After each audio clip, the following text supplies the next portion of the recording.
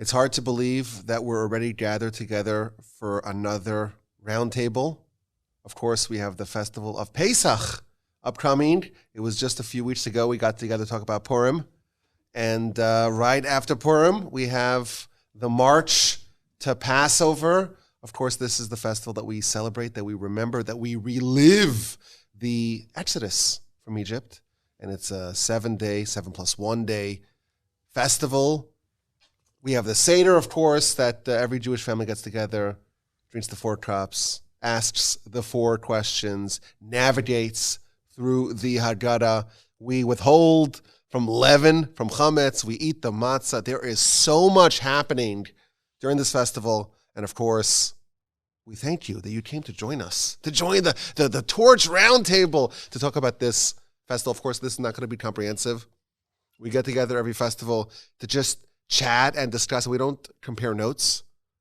We just get together at the Torch Center, my colleagues and I, and we talk about the festival. And it's very helpful because it gets us in the mode of the festival. And we hear some ideas and we discuss them. And I hope y'all are listening and enjoying. And I'm very excited for this edition of the Holiday Festival Roundtable, the Pesach Roundtable here in the Torch Center in Houston, Texas. And with me, going around the table, we have the incredible Rabbi Aryeh Wolbe. He is, of course, the executive director of Torch and the host of many, many different podcast shows. Go to your favorite podcast app and subscribe and like and download. Even if you don't listen, just download. That's also important. We just do the cliff notes to the Rabbi Yaakov Wolbe podcast. No, you have your own thing, and that's great. And next we have Rabbi Chaim Bucsko. Hello. Hey, he is he runs our young adult division. Plus, he is the rabbi and founder of the Torchwood Shul Synagogue Center Community. I don't want to define it for you, but he's also the host of the incredible podcast, What is Judaism?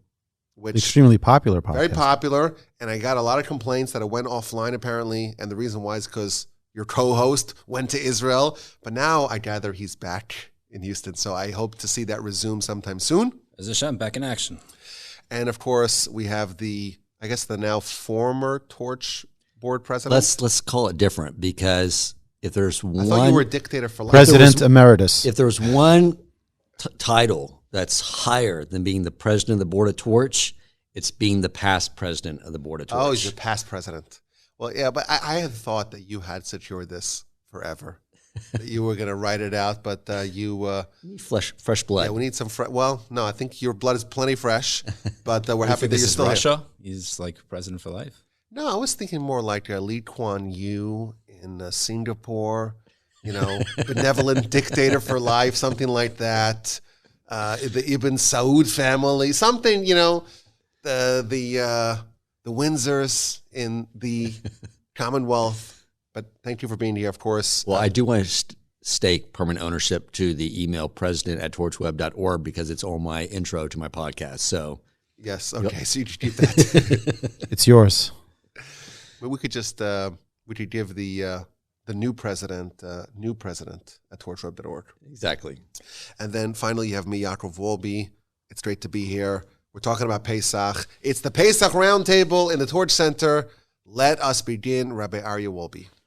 So it's so wonderful to talk about this incredible Yom Tov of Pesach. Pesach is perhaps the number one observed holiday in Jewish households around the world. And there's something so incredible about Pesach that it's not a memorial day. It's not a day where we just commemorate something that happened 2,000 years ago. But at the end of Magid, the end of the longest part of the Seder, of the Haggadah, we say, B'chol dor v'dor, in every generation, Chayev Adam liros es atzmo ki'ilu hu yatsa mitzrayim. Each person must feel as if he personally had gone out of Egypt. This, I think, is the most incredible part of the entire Seder, of the entire Haggadah. It's not just an evening where we eat fine foods, bitter herbs, matzah, and drink 4 cups of wine. The idea here is so much deeper and so much greater that we need to get to a point where we feel as if it is me, Aryeh Wolbe, who left Egypt on this night of Pesach. I was in Egypt and I was taken out and God split the sea for me, and all of the miracles that transpired there happened to me. And that's not an easy task. I remember my grandfather telling us at the Pesach Seder that he met with Reb Chatzkel Levenstein. And Reb Chatzkel was the icon of emunah, of real clear faith, knowledge of Hashem. And he asked my grandfather toughly, do you believe in Hashem? He says, of course. Do you believe in Yetzias Mitzrayim, in the Exodus from Egypt? He says, yes, of course. He says, you believe that there were 90 donkeys for every Jew that were filled with spoils, with all of the gifts that the Egyptians gave them? You believe that? He says, it's hard to imagine that, but he says, well, that's what you need to believe, because that's what happened. That means get into the mindset. I mean, think of what was going on over there. Like, imagine if we had 3.2 million people, which is approximately the size of the city of Houston, all evacuating through the sea with 90 donkeys apiece filled with merchandise, filled with the riches of Egypt. I mean, it's an unbelievable sight to behold. Can I ask, why is that so important? Why is it important to believe the dogma that this event occurred? Why is that so significant? And I have a question too. I have a question too on this, because I never heard this before, but I heard that the Jews was like, it's time to go. We got to go. Can't let the bread leaven. We got to get on, but let's just grab our 90 donkeys and all our wealth. So that was a commandment from the Almighty. He instructed them that for the whole night that were going door to door, picking up everyone's gold and silver. Okay, just for the trip. We'll be back in 3 days. So and that was the divine mandate. So they had to do it. Nice. So the reason why I think it's only important. One person who wasn't looking for gold. Moshe. That's Moshe. That's right. But he got paid back with the sapphire chips from the second tablet that he chiseled out. So God says, that's for you. Everyone else got the donkeys and all that. He was collecting the acacia wood for the tabernacle, and he was collecting the bones of Joseph that was promised to be buried in Nablus, Shechem. So, but to Rabbi Bucsko's question, why is it so important? Because over here, what does it say? It says, Chayav Adam liros etz atzmo. You have to imagine yourself going out of Egypt, just the way they went out. I think that this is, to me, when I was going through the Haggadah this year, preparing for Pesach, this is something that stood out. That it's not just, let's tell the tale that happened to them. This happened to me and to you and to each and every one of us. Sitting around the Seder table, this happened to us. And to try to put ourselves in those shoes, to imagine the walls of water and all the fish in the water, and just putting ourselves into that frame of mind. This is our miracle. Ki'ilu hu yatzim Mitzrayim, the Haggadah says, as if you left Egypt. This is not Memorial Day. We don't commemorate an event that happened 3,300 years ago. This is an event that happens to each and every one of us at that Pesach Seder. Now, there's many commentaries that explain, you can understand it as being our own little Egypt that we have, our own little exiles that we're dealing with. And, we're all trapped in certain things. Some people are trapped with money, and some people are trapped with their materialism, and some people are trapped with their careers. Fine. And this is a way to break out from our bondage, so to speak. But the whole concept of getting out of Egypt, the whole concept that we have to liros es atzmo ki'ilu hu yatzim Mitzrayim, to me, that's a big thing. I don't have any tips here of how to make this a real living experience for us, but to do whatever we can. They say that the great sages would walk around their Pesach Seder carrying sacks of heavy, potatoes, but to imagine what it was to be a slave in Egypt. And to, not just in story, not just in words, but to actually act it out as if this happened to me. In the Shema it says we have to love Hashem b'chol levavcha. And there's two bases in there, which means that we need to love Hashem with two of our hearts. The heart that has the Yetzer Hara in it and the heart that has the Yetzer HaTov. So I heard once that the Yetzer Hara uses a tool against us called fantasy. And we imagine all kinds of things that the Yetzer Hara tries to trap us with and daydreaming. And so why don't we use that tool that the Yetzer Hara gives us, use it for Hashem? I mean, you don't have tips. We could use our imagination. I mean, we're so far from childhood that we can't fantasize. Where did the 3.2 million person figure come from? Well, the only number that we know is that there were around 600,000 males. There's 600,000 males between the age of 20 and 60. You double that for the women. Why would I double that for the women? Because there are the same amount of women. I'm contesting that. Okay. I'll tell you why. There are more women. I'll tell you why. Because we know that the Torah tells us that the more that they were battered, the more that they were beaten, the more that they were oppressed, that resulted in the proliferation of the populace. And we know that the men worked more than the women did. Consequently, I could perhaps argue that maybe there were fewer women because the men had this unnatural growth, or the supernatural growth. We're told that the women were oppressed as well. Maybe the men worked hard. Maybe they were more oppressed. We know that the Levites were the smallest, right? Right. So there's this idea, why would the Levites the smallest? They were the smallest because they were not enslaved. And the more someone's enslaved, the more they grow and proliferate. So maybe there weren't the equivalent number of women. But let's go with the number that there was. Then you add, so that's just 40 years, 20 to 60 men, women. Maybe they didn't live that long. 1 second. They were old to people. 1.2 million. You add the people who are between 60 and 80 or 100 years old. You add the children, or many more children under the age of 20, about the same amount. You're already at 2.4. You add the Erev Rav, who were a third of the population, the Egyptian oncomers, and you have 3.2 million. Okay. It's, that's the math. Okay. The number Projection. the number that I've seen written in Sfarim was about 3 million. About 3 million. More or less. 3 million, and then how many donkeys is that? If everyone has 90 donkeys. That's a lot. That's a lot of donkeys. What is that, 270 million donkeys? How large is the donkey? Okay. Maybe we should have planned out what we're talking about over here. Either way, it's a lot of work to prepare for Pesach. Yeah, I had many of my students over the years who told me, Rabbi, you should watch the 10 Commandments, the movie. And the truth is, I ended up once watching it, I think on VHS. For those of you who don't know what VHS is, go search it on Google. And it was actually a little bit insightful, even though so many facts are wrong. But it was insightful to give an imagery of what it may have looked like when the sea split, when the Jews left Egypt, to just get an idea in our minds.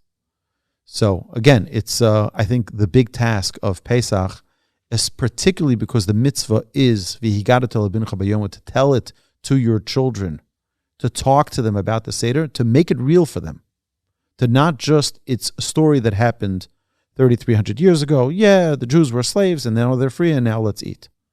Is the food out already? It really is to get into a real life experience, so to speak, of what it was to experience those miracles. That's it. Very nice. Thank you so much, Rabbi Wolbe. Rabbi Bucsko, you spent many, many hours preparing for your talk over here. Well, hours, maybe years. Years. I'll share something that I noticed once at my Seder a few years ago, and it struck me. And it was a big insight, and I never saw this in print anywhere. I don't know if there's any legitimacy to this, but it seems right, and you can decide for yourself. First, I had a question. We're taught by our sages, we have a tradition that only 1/5 of the Jews, and that's the larger number in this debate, but at most 1/5 of the entire Jewish population in Egypt got out.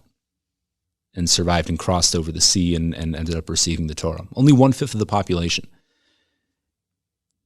And then we're also taught that even that 1/5, all of these people were idolaters. And they were also the ones that were steeped in the 49th level, the maximum level of spiritual defilement before they were just completely lost. So what merit did this 20% have? Like, who was the 80%? How bad were they that they didn't get out? I mean, how much worse could you have gotten? So what was the determining factor? What made it that this 20% got out? And even though they weren't worshiping Hashem, ostensibly they were doing idolatry. And so what is it? And we're also taught that there's a parallel between the Exodus from Egypt and the ultimate final redemption. And it has been suggested that a similar event will occur, that only 20% of the Jewish population in the world will survive and will make it into the times of Mashiach. So what's going to be that determining factor? Well, I think that the answer is in the Haggadah. And it's in the section where we read about the 4 sons. And one of the 4 sons was the wicked son. And the wicked son says, "What is all of this service to you?" And he excludes himself. He says, "To you." He doesn't say to us. And you respond to him in kind. It says you break his teeth, you answer harshly, and you tell him, "Hashem did this for me. He took me out of Egypt." And you say it in an exclusive way, implying that had you been there, this wicked person, had you been there, you wouldn't have been saved. You wouldn't have been taken out. So this is the paradigm for the person that didn't make it. He must represent the 80% because he was the one that wouldn't have gotten out. And what made him the Rasha, what made him be the one that didn't get taken out? It's because he excluded himself. He said, "What is all of this service to you?" And he didn't include himself. So he said, "Oh, you're not including yourself? Then you're out." And what comes out is that this 20%, they weren't great righteous people. They were also spiritually defiled. But they had one thing going for them, is that they identified as Jewish. I'm a Jew. And that's it. So what comes out is if you're on the team, you make it. I mean, you might not have a great batting record, but you're on the team. And this is, I imagine anyone listening to this podcast is already there, identifies as Jewish. The fact that you're listening to this is a pretty good indication of that. But if you have family members, if you know anyone that is teetering on this boundary, it seems like this is the answer. I mean, the more we love Hashem and dedicate our lives to revealing Him in the world, that is our mission. But if you're looking for salvation, what's the baseline? What's going to make sure that our family gets to the next level? Just knowing that we're a Jew. Just having that. I mean, if you look at even Dasan and Aviram, 2 classic evil characters in the Bible. And these were Jews. They were terrible to Moshe. They tried to have him killed. They rebelled against him later. They took Korach's side in the great rebellion against Moses. But these people made it out. These 2 made it out, and they, in fact, were told that they even had their own private splitting of the sea for themselves. And they made it out because no matter how terrible they were, while they were taskmasters for the Egyptians, they still had compassion on their brothers. If the Jews were going to be beaten, they took it upon themselves because at the end of the day, they were Jewish. So no matter what ideology a person has, no matter what kind of behavior they're engaged in, Pesach is a time, it's the great equalizer that if you're a Jew and you stand up proudly and say, "I'm a Jew," you're in. That's it, final redemption. So I hope that that's a consolation for some of us. It could be at least a baseline goal for our brothers and sisters that are forgetting who we are. But you decide for yourself if that's that's something worth taking into account. Well, I absolutely love it. And I'll tell you, there's a famous midrash that says what you're saying explicitly. The midrash says, well, in what merit did the Jewish people leave? And it gives a list of things that aren't even mitzvos. It's like cultural things. They kept their Jewish name. It was Reuven and Shimon. They kept the Jewish garments. They spoke the language of the Jews. Those are not even mitzvos. I have a passing Yiddish, but like we speak English. And the garments, you buy it at, J.C. Penney. You probably go to like Nordstrom Rack, I don't know. But we buy garments that are universal garments. We do mitzvos. That's what differentiates us. The Midrash says explicitly, the merit that the Jewish people had to leave was the fact that they were distinct culturally. They were culturally. They were cultural. I can't say that word.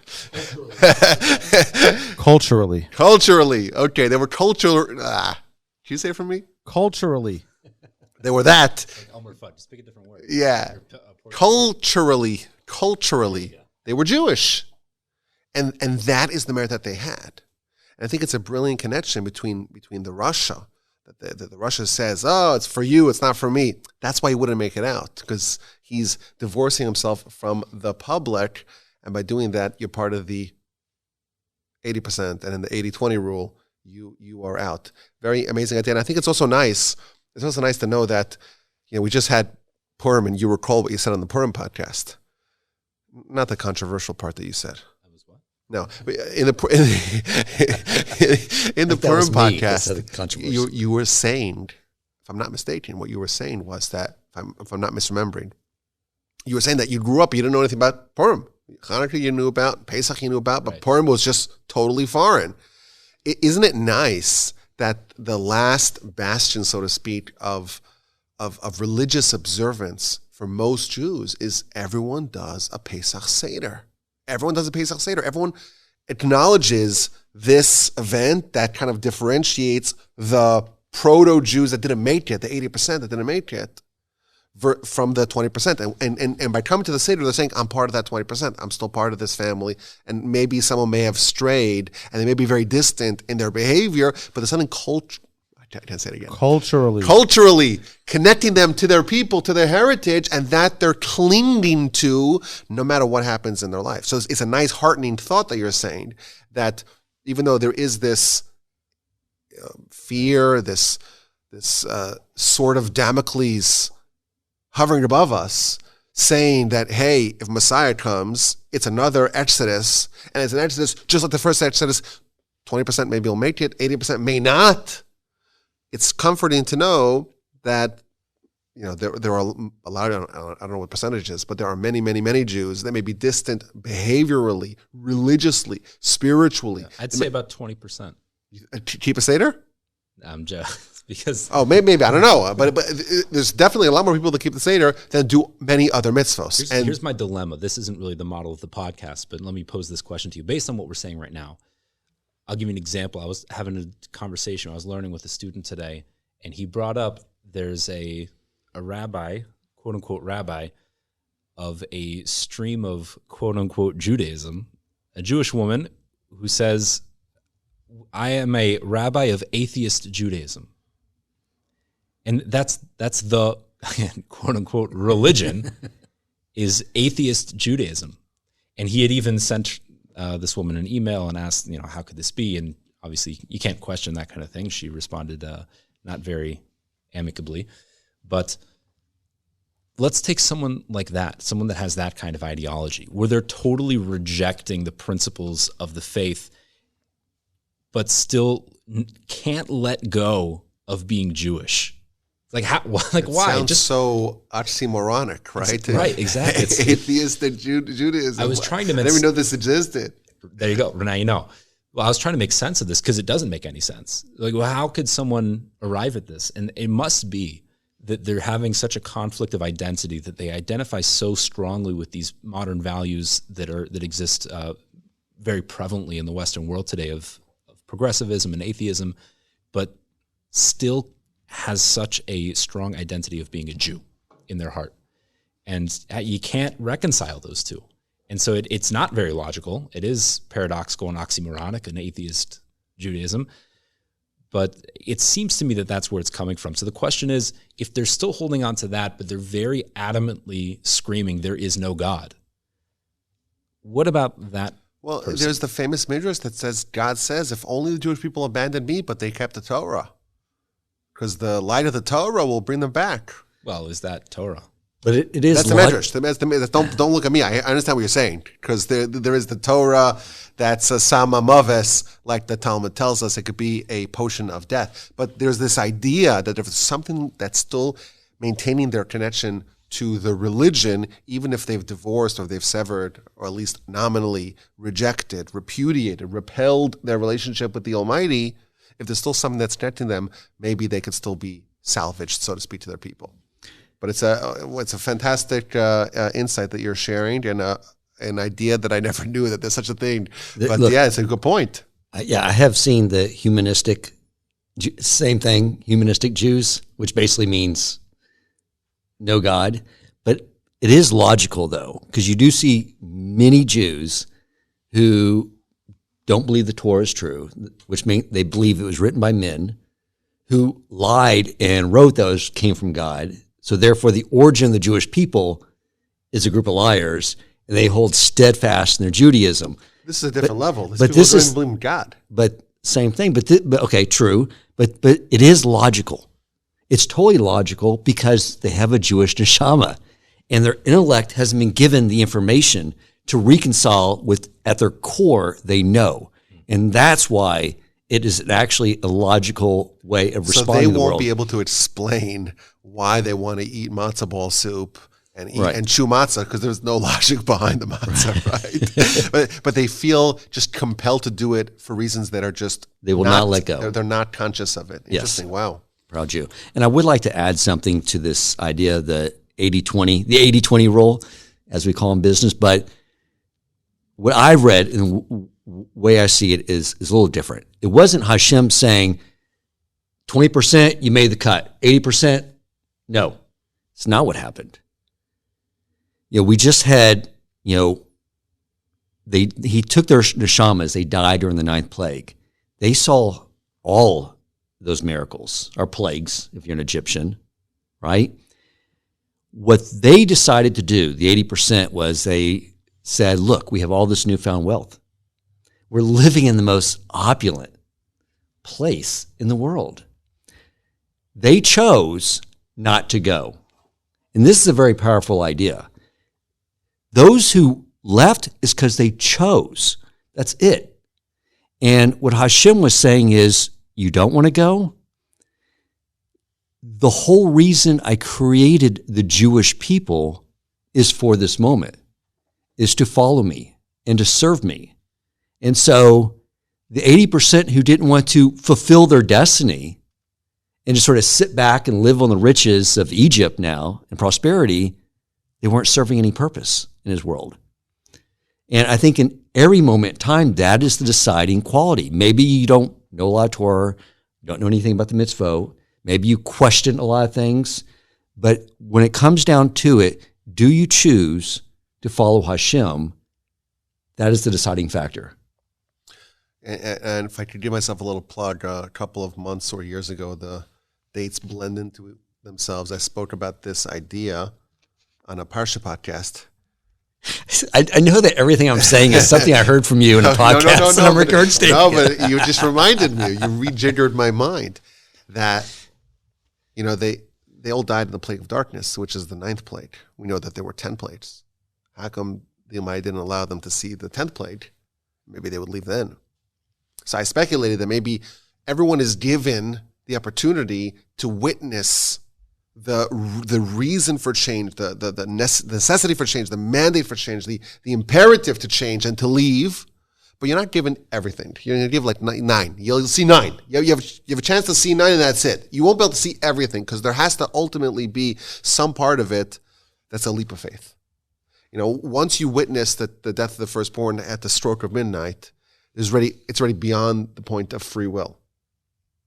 With 9, you could still say that up to 9, it's still something which is, it's pretty remarkable, we would call it miraculous, but there's still wiggle room for the heretic.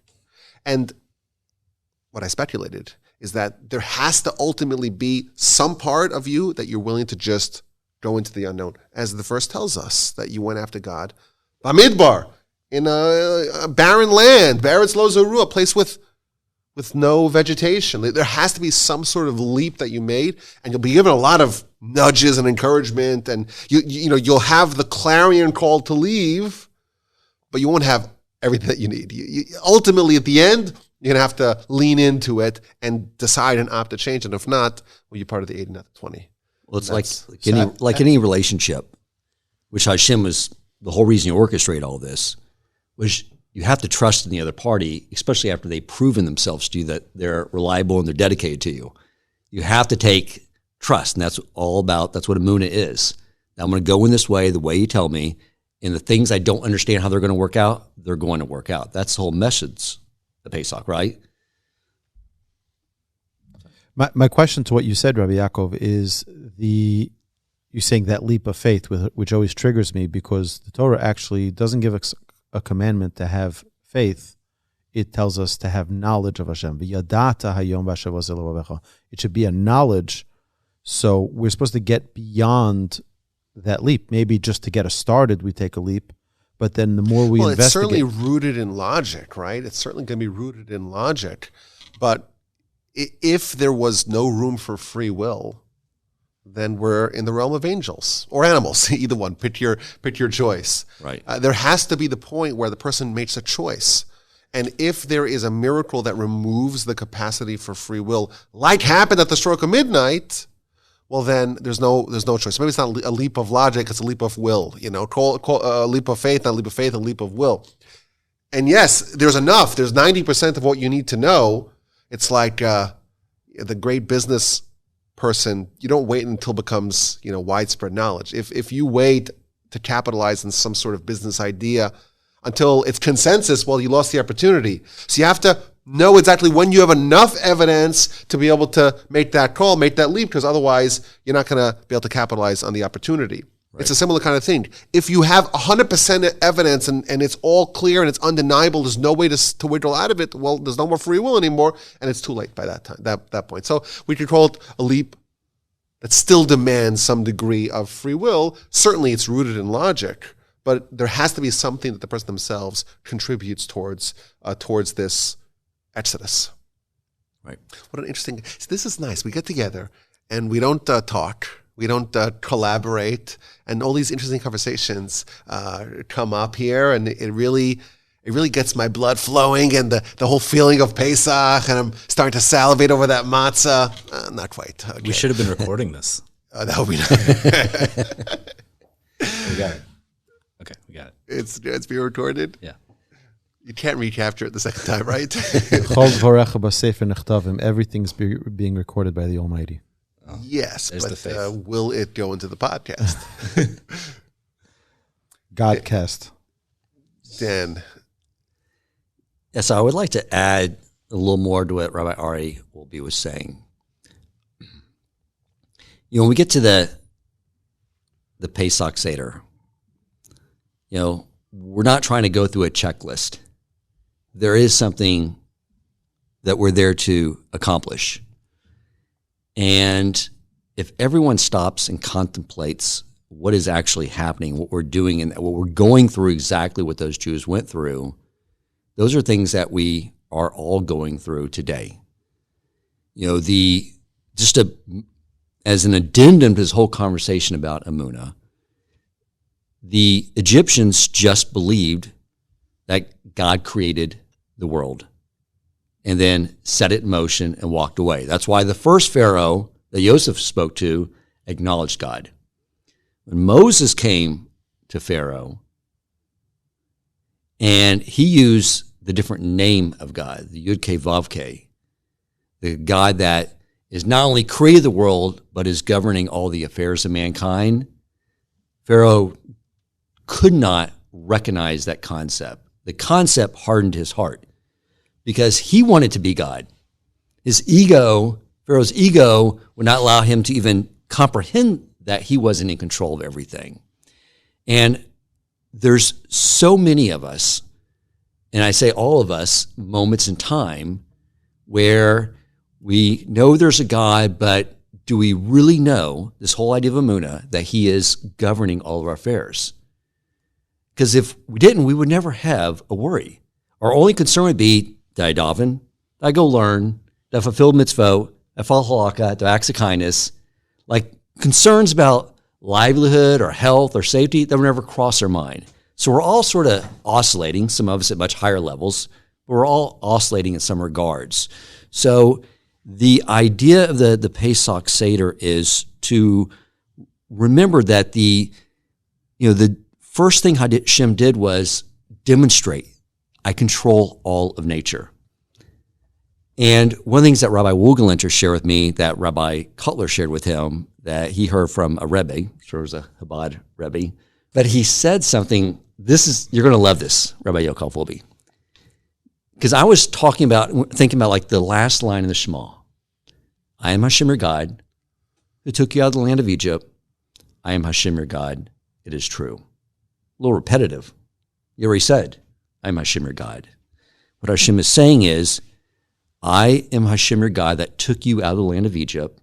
That same Hashem that demonstrated all those miracles is the person reading this. I am the same Hashem to you, the one reading this. That is true. That is the mindset.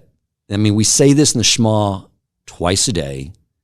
We read so much about the Exodus in our Siddur.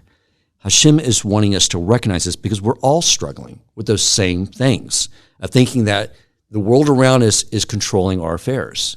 And you think about really where we're going from that night, where we're trying to catapult ourselves to, is the following Yom Tovim of Pesach is when we were standing at the Sea of Reeds.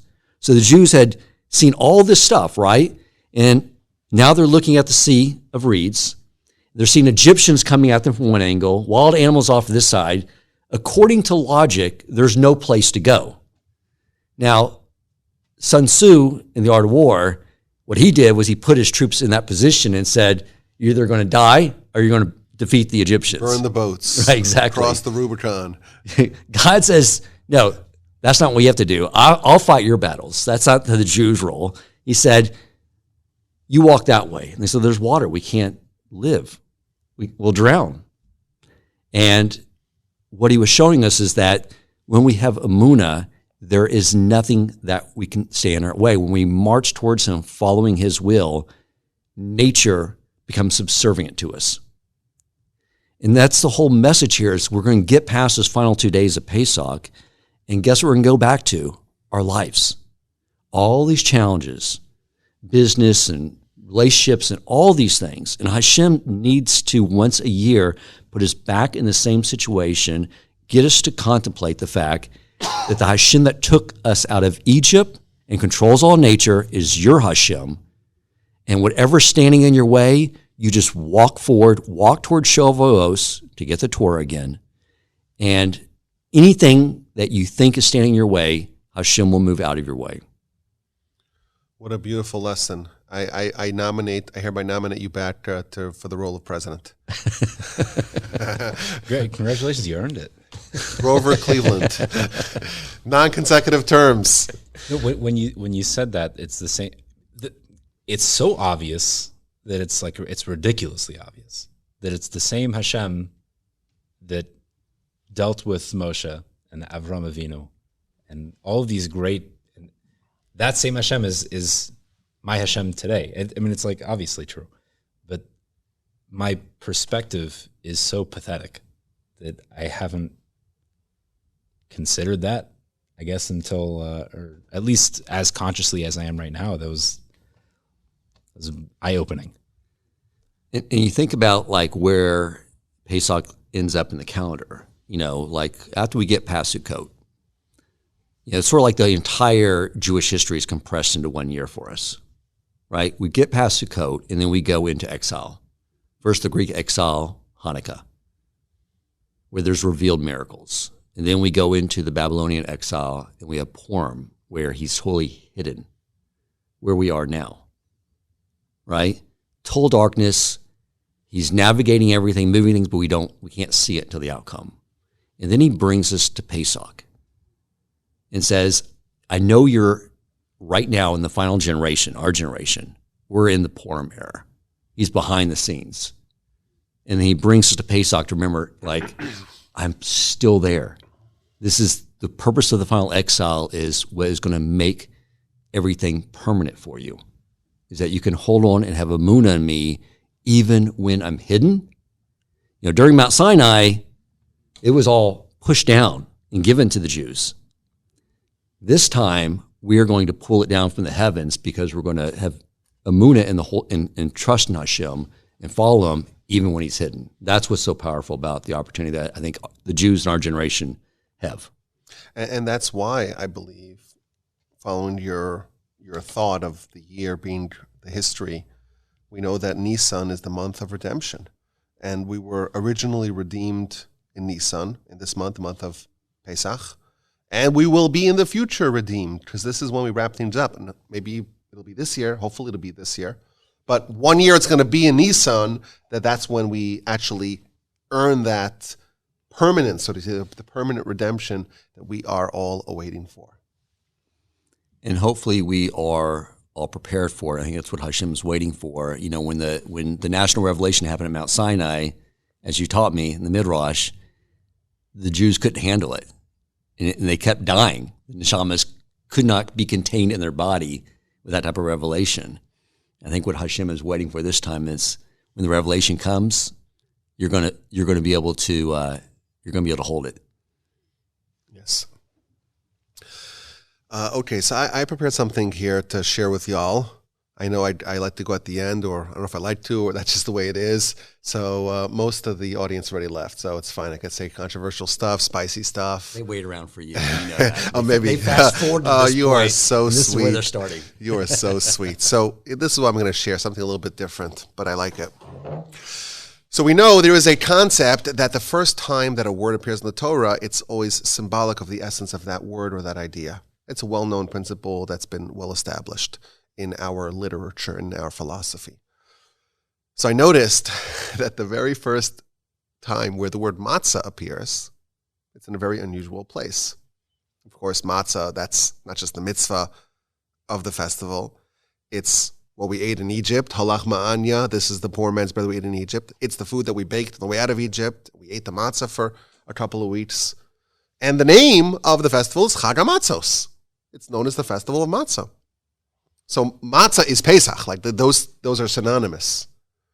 The first time it appears is a very unusual place, chapter 19 of the book of Genesis. Of course, the book of Exodus is when the second time it appears. It appears once in the book of Genesis, in a very strange, unusual place. It appears in the story of Lot.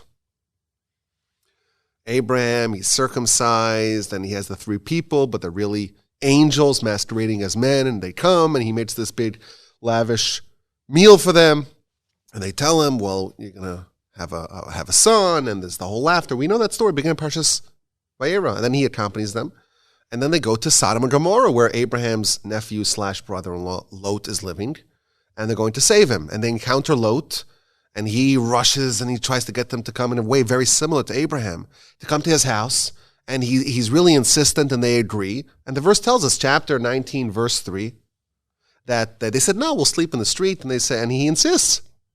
And I said, okay, you insist enough, even the angels, right? If you push the envelope hard enough, even the angels will yield, will capitulate, will succumb. And it says that he made them a mishteh, vayas lahem mishteh, he made them a banquet, umatzos afa vayochelu, and he baked for them matzah, and they ate matzah, matzos, plural, matzos. And Rashi says, it was Pesach. And that's why he baked them matzos. Now, of course, this is fascinating because this is exactly a year before Isaac was born. And we know that Isaac was born exactly 400 years before the Exodus. So this is exactly 401 for our Canadian friends. 401 years. That's the big highway in Canada, in Toronto. 401 years before the Exodus. And he's baking matzah because it's Pesach, which is a mind-bending idea, which we've talked about in previous podcasts, not to toot my own catalog. But we spoke about this in previous podcasts, that there's something about this day. This day was always Pesach. It was always Pesach. And the way you celebrate Pesach always is with matzah. And everyone knew that. Abraham, well, not everyone, but Abraham knew that. Certainly Isaac knew that as well. And even Lot knew that. This was the day that's designated for redemption, and thus when the time came, it was brought to full expression with the actual Exodus. But just a fascinating thing, Rashi tells us, according to the Midrash, it was Pesach. Now, interestingly, that same day, these same angels were by Abraham, and the verse tells us that he baked them bread. So I saw someone speculate, well, that was before it was Pesach, and that was already the night, it's not at Pesach. So this event is happening the night of Pesach, the Beit Matzah. Fascinating. But to me, it's interesting. The very first time where matzah appears, where Pesach appears in the Torah, it's with Lot in Sodom and Gomorrah, with the angels coming, and they're going to destroy that city that night, that same night that Egypt gets destroyed, and the Jewish people flee. Sodom and Gomorrah gets destroyed, and Lot flees with moderate success, shall we say, or checkered success, because his wife turns into a pillar of salt, his daughters survive. We know the story. So isn't it interesting that, Lot, he's the first person who bakes matzah? Isn't that a surprising thing? I also noticed, after he leaves, he finds himself in a cave with his daughters, and he drinks a lot of wine in 2 successive nights, which does seem, maybe reminds us sometimes of the Seder, but that's just maybe incidental. We also know that Lot, with his daughters, becomes the forebearer of Moab. And Moab, that's where Ruth comes from. And that's very significant because Ruth is the great-grandmother of David. And David gives us Solomon, which gives us Messiah. So Lot is a very significant character because he is the antecedent of Messiah. There's something about Lot that makes him worthy, at least in a small percentage, of being the forefather of David and Messiah. It's an astonishing thing. So Lot is important. He represents something very noteworthy. Obviously, the Torah gives him a lot of attention. He's the first time we hear about matzah, and he also happens to be the first, happens to be one of the antecedents of Messiah. So I was trying to figure out, what about Lot is similar, as symbolic of matzah, of Pesach, and what's the redeeming qualities? And we kind of have to struggle to find something about him that's good, that's admirable. So I did think, it's obviously you say, well, he did kindness, Abraham did kindness, and Lot in a very similar way, even though Lot's a little corrupted because he offers his daughters, take my daughters, do whatever you want to them. So it seems like it's a little bit warped, but he does do kindness on an Abrahamic kind of level. If you compare the story of Abraham running to them and bowing before them, washing their feet, it's very similar how those stories are structured. My grandfather used to say that Lot went to Sodom because he wanted to be like Abraham, to bring the sinners of Sodom back to God. Now, Abraham was very close to Sodom. He was right in the outskirts of the cities, and that's why he had to relocate. Chapter 20, verse 1 of the book of Genesis, he had to relocate because now Sodom and Gomorrah is destroyed, and now he has to find a new place to pitch his tent and to spread his craft of faith. So there's a lot of positive things that we could perhaps say about Lot. But I think, and this harkens back to what was mentioned earlier, I think that the quality of Lot, maybe the greatest quality, is that he changed. He was in Sodom and Gomorrah, and he was appointed as the justice. He was the leader. And then he's told it's time to leave, and he doesn't have the benefit of 9 plagues. He doesn't have any of that. And the angels come, and he leaves, and he tries to get his sons-in-law to come and his matadors. It doesn't work. He grabs what he can, and he hustles out of there. He abandoned his home territory, the place where he had settled. He left all of his stuff behind. He left his comfort zone. He even left his married daughters. He did what we're trying to emulate, so to speak, or what we did emulate, what the 20% emulated in Egypt, and what we're trying to take away from this festival. We know the Talmud tells us that one of the nicknames of the Yetzer Hara, the evil inclination, is chametz. It's the sa'ar shebe'isa. It's the leaven in the bread. And of course, it's not a coincidence. And when we spend the whole time before Pesach looking in every nook and cranny of our house for chametz, of course, that's supposed to be understood on a more homiletical level, that within us, we also have a Yetzer Hara, and it's squatting inside of us, and we're trying to remove it. And it's kind of insidious, and it's widespread and covers every part of us, and we have to kind of look through every nook and cranny and find out where exactly is the Yetzer Hara operating within us. And what do we see? Jewish people, they left Egypt. They hustled out of there. They kind of departed. The Rambam famously says that the Paro is also symbolic of the Yetzer Hara. Paro is also symbolic of the Yetzer Hara. They left the Yetzer Hara behind. 20% who were brave enough. And that's what Lot did. And you think about matzah. What's matzah? Matzah's bread, right? But it's bread missing something. It's missing, there's an absence. There's not a speck of leaven. There's not a speck of Yetzer Hara. There's not a speck of Sodom. And that, I think, is the central element of Exodus and matzah and Pesach. And that is that, if it was Pesach 400 years before the Exodus, it means that there's something about this day that still exists for us today. And this is a theme that, of course, was featured many times here. There's something about this day for us right now. It's not just looking back and remembering or envisioning. We have to leave. We have to find the area of our life, the Sodom, the leaven of the bread, the Egypt within us, and we have to abandon that, and we have to be like Lot in a small way, to become someone new, to change. And I think Lot is a very good person to represent this. Even though he remained corrupt. Exactly. I'm going to say that. He was wicked. Right? He was wicked. Some of us may say, Abraham. I can't match up to Abraham. Yes, I'm supposed to aspire to Abraham, Moshe. But it's very hard for us to say, we'll be like these great titans. Lot is someone that we could all identify. He's got plenty of flaws. And we can even look at his flaws and say, you know what? Some of his flaws, thank God, I don't have. Mm-hmm. But you know what he did? Even someone like Lot, he had his own exodus. He had his own exodus from Sodom. He left. And that's why, even though if we're not going to be perfect, at least we should be like at least we should be like Lot, to leave something behind. Have Pesach matter to us. Have some lasting takeaway that there's some part of our life. Yes, it's well documented. Lot was flawed after he left. It's well established. But there was some part of Sodom that he left behind, and unlike his wife, he didn't turn around. He maintained that change. And therefore, he's going to be a worthy representative of matzah. Because this is what really we're supposed to do. And you know what? We're not perfect. None of us are like Moshe, like Abraham, not like the giants who ate the manna for 40 years. But you know who didn't eat manna? Lot didn't eat manna. But he did bake matzahs. And we may not be perfect, but there should be some sort of, at least ideally, there should be some sort of change between who we are before Pesach and what we emerge from after Pesach.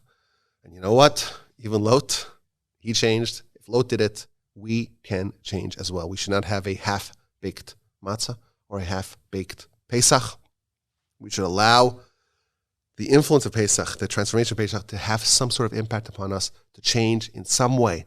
Leave some aspect of your Egypt behind, some aspect of Sodom, of the specks of, some flecks of Yetzer Hara behind. And like we said, unlike Lot's wife, there should be something about it that we just don't turn back. And you know what? Lot, he's not a hero. He's got lots of problems, as his name indicates. Lots and lots and lots of problems. But he is, in fact, someone who can be the standard bearer, the torch bearer of matzah. His story can symbolize matzah for us, because you know what? He changed. And if he changed, maybe we could change as well. Those are my thoughts for Pesach. May we all have an incredible, uplifting, invigorating, meaningful, productive Pesach. We should clean our houses from chametz, clean our hearts from the Yetzer Hara, have a wonderful Seder, 2 Seders for those of us in the diaspora. And it should be a valuable experience for us. It can be, of course, as we know. My grandfather, bless him, used to always say that Pesach is the one night where you can have exponential growth. The rest of the year, you got to trudge along. One step follows another. Small steps. Don't jump too hard. You may crash down. Pesach, those rules are discarded. One day you could go from negative 49 to positive 49. It's the one day you could do it. But at least we should have something. We should take some little bit like Lot and leave something behind. That's my thoughts. And I hope everyone has an incredible Pesach. And thank you all for being here. and for joining us for this roundtable. And final thoughts, everyone here? Thank you to all of our listeners, and thank you to all of our rabbis here. Oh, thank you. pleasure. I guess, Dan, you were just given smicha. That's right. What's that? I missed He it. just ordained you as a rabbi. Great. Definitely. So maybe to be rabbi at torchweb.org. Anyhow, my email address is rabbi@wolbe.com. Everyone, please share your email address. And awolbe at torchweb.org. The average rabbi at torchweb.org. And still, president at torchweb.org. some things you just don't give up. Maybe we'll get together for Lag BaOmer, maybe Shavuos, if we don't get canceled for this podcast. We'll get together again, love please, that. God. I always love doing this. Shavuos, something, please, God, in the future. I really enjoyed this, and thank you so much. Signing off from the Torch Center, Houston, Texas. Chag Kasher V'Sameach. Happy kosher Pesach, everyone.